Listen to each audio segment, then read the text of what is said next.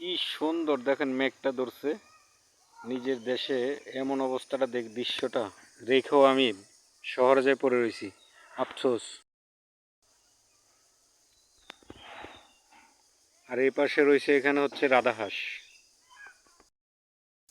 আর এই যে এখানে ঘুমিয়ে আছে আমার বাবা, আমার দাদা দাদি চাচা সবাই। কষ্ট আসলে অনেক। রব্বিল হামহুমা কামা রব্বায়ানি সগীরা।